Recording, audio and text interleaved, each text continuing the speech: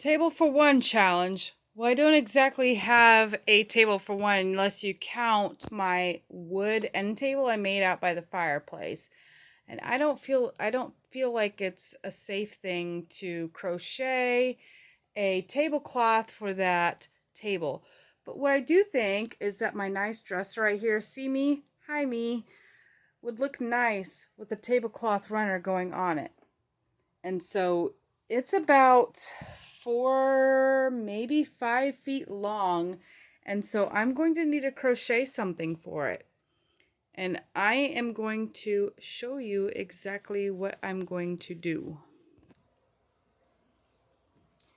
So I'm going through my scrap yarn that I'm given, right? And I have these 3 that I think will look beautiful together if I can integrate them right.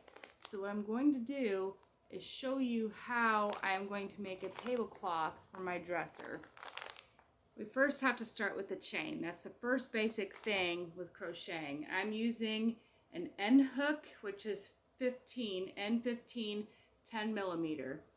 So I'm not the best teacher at teaching how to crochet. Like, honestly, I feel like people should read my mind, but I was taught, so I'm going to try my best. I am wrapping the yarn around the main thread here, which is still attached to the spool of yarn, and I'm pulling out of the center. I am not pulling off of the side and making it go all which way and unravel crazy. And so after I got like about 5 twists on there or so, I'm going to take my hook, and this is not mirrored for you, and that may or may not be a problem. I am coming underneath right here, grabbing my yarn and pulling it through. Okay, now I'm going to tighten it down. That way it locks. I'm going to chain. I'm going to chain about 15 because I don't need a wide tablecloth. I need it to be long, not wide. I'm using a wider crochet hook too because I only have these 3 skeins of yarn which have been used on, and I got length to go through. So I'm going to teach you the foundation, the chain. You get underneath your yarn. Let me see if I can get behind and show you. Get behind your yarn, and gripping the yarn and the crochet hook is actually an art. That's the first and foremost thing you need to know. Underneath, turn, and through. Again, underneath, turn around, through. Underneath, turn around, through. And I'm probably going to chain, looking at it loosely, maybe about 20 or so, but I'll tell you when I'm finished. I did do 20 stitches in my chain, and so if you're stretching it regular, like say I have more stitches in there, it's about right for a runner. And so I have to chain 2 more so I can go up to the next row.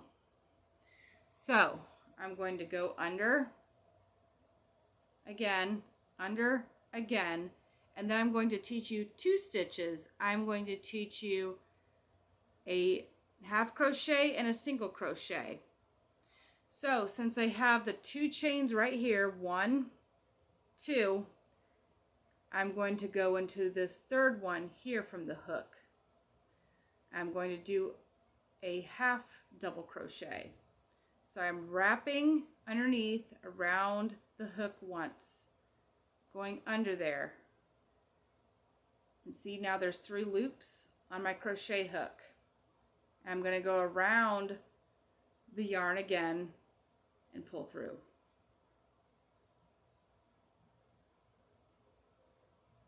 All right, there's that. Now I'm going to do a different stitch and repeat this pattern.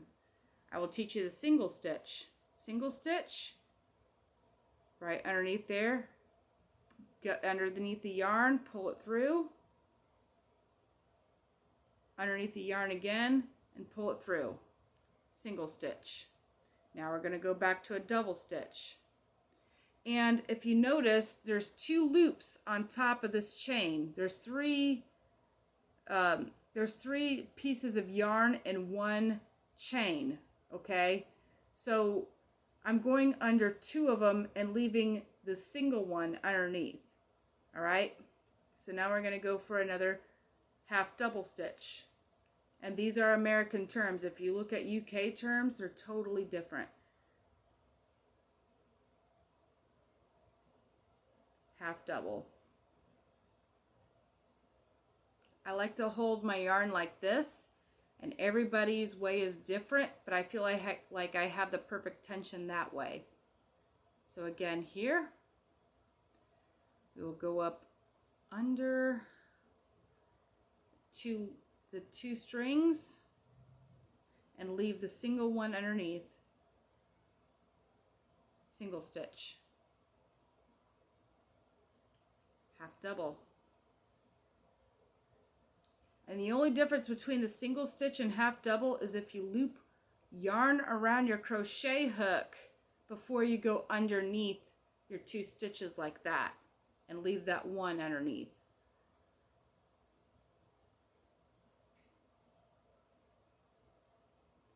I skipped a stitch. I usually don't crochet until the winter time. That's when I usually crochet. And I skipped several stitches in the chain. This is bad. All right. Okay. Easy fix though. So see, with the half double, I have 3 loops on my hook.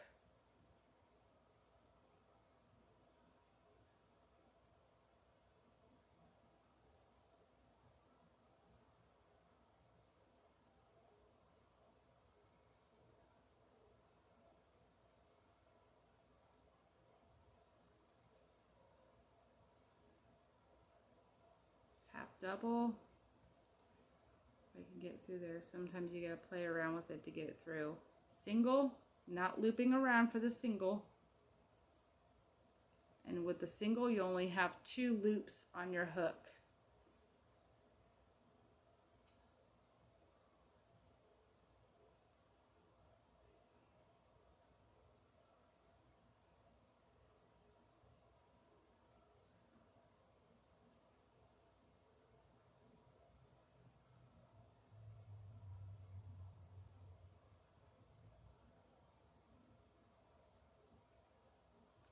Double, 3 loops, pull through, single, 2 loops, pull through.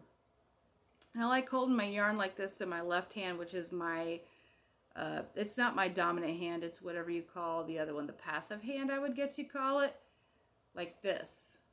In between the pinkies and the first finger and the middle fingers, because then I can control the tension better that way.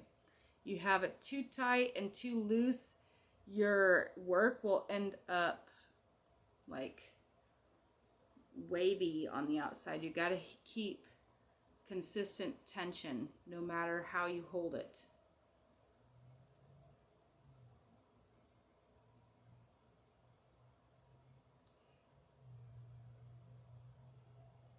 Half double.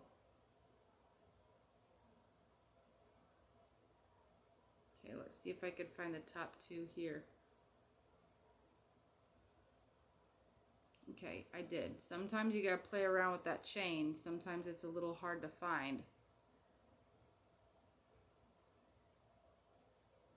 And then, yeah, then these middle fingers and then the thumb come in handy while you're still holding onto this. So I just did a single, half double,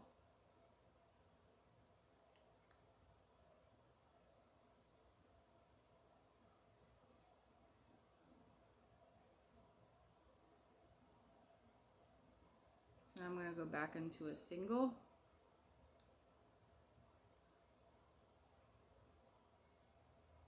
into another half double,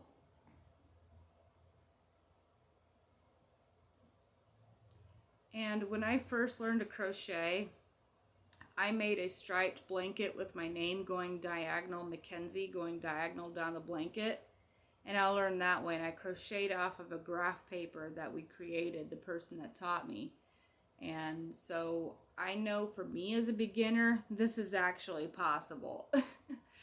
So it's gonna seem strange to you that I'm teaching 2 different stitches and then a chain on top of it. That's exactly how I learned. I picked it up. Now I'm gonna go back for a single. And then in this last chain loop right here, a half double. So when you get to the end of your row here, you're going to need to chain 1 because we're going into a single. If you're going into a half double or a double stitch, you're going to need to make 2 chains. If you're going into a triple stitch, you're going to need to make 3 chains. Okay? So now, to create this popcorn effect I want, on top of the double, see how this is laying out now? So where I have the half double stitches, I want to put a single. Where I have the single stitches on here, I want to put a double, or a half double rather. So the first one don't count because you already put your chain loops through there, right? So now we have to look at the stitch. This stitch right here looks like a single. This one right here looks like a half double, and I know why, because on this side I can count 1, 2, 3 stitches. Okay, and I can probably show you more along this this project here because it's going to take a while. This stuff doesn't happen overnight. That's why people that do it ask for money when they do it, because it takes time, and then it takes the cost of yarn. So this is an awesome trade to have. All right, so there's a half double there. I can see it. I don't know if you can. I can't see off the back of my phone, and I'm sorry. So I'm going to put a single, and so I'm going to get on this side and show you because this is very important. See the half double here. We have 1, 2, 3 stitches on that one stitch. So I'm going to go through here, through the middle. There's 2 on top and 1 on bottom. I'm going to go through here, through the middle of that, grab the yarn, come out here, and do my single. And now I can see that's a single stitch because I see 2 pieces of yarn on that stitch. So I'm going to put a half double. I'm going to loop over, under, grab my yarn, through. So now I have 3 stitches on there. And then I'm going to yarn under, pull through. I'm going to repeat that process the whole way through, and I will get back with you on color swaps. So now I'm at the end of the second row here, and I want to change colors because I want to use my variegated yarn, and I want to distribute my yarn evenly since I'm working with scrap yarn. This is the color I'm choosing next, this variegated yarn. It's old. We probably can't even buy it anymore, so I'm not even going to, I don't even have the sleeve on it. I'm not going to bother to tell you. But see, on the end with the color swap, I left my 3 loops on the hook for a half double, and I'm actually going to tie this new yarn on very carefully.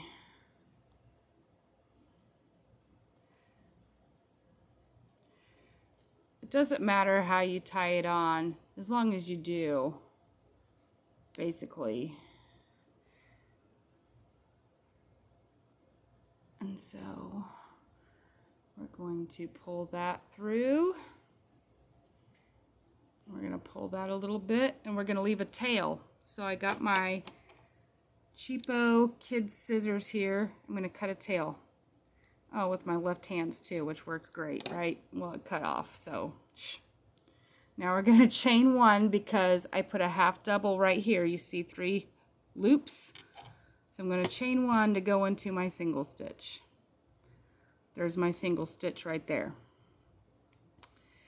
So now over here, I already got a stitch on there, right? On the half double, so I'm going to go over to my single stitch here, which you can clearly see now, and do a half double. Oh yeah, there we go, 3. And then in between the 2, and then there's 2 loops on top, 1 down there. You go through that, your single, and so on and so forth.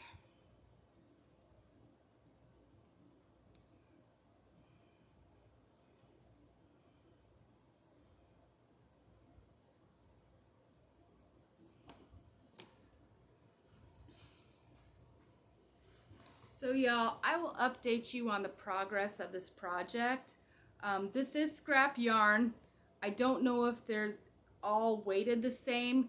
And if you want consistent work in whatever you're doing, knitting or crocheting, this is crocheting, not knitting. You're going to want the same weight of yarn throughout. Otherwise, it's not going to be consistent. You want to keep the same tension that you're holding the yarn on your hand. And I struggled with that my first time, but my blanket is actually my first one ever, and it's got stripes throughout, my name going down, and then a built-in border, which is awesome for a first-time crocheter, right? Yeah, so I'm just giving you pieces of advice that I learned throughout the years. I've crocheted baby Yodas when Mandalorian came out, $25 a piece. This is a good trade. I've made my own blankets, and they're in the camp, my parents' camper right now.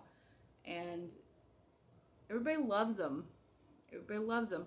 It's the yarn you choose, and then your size of hook that's going to count the most for whatever project you're going to want to do.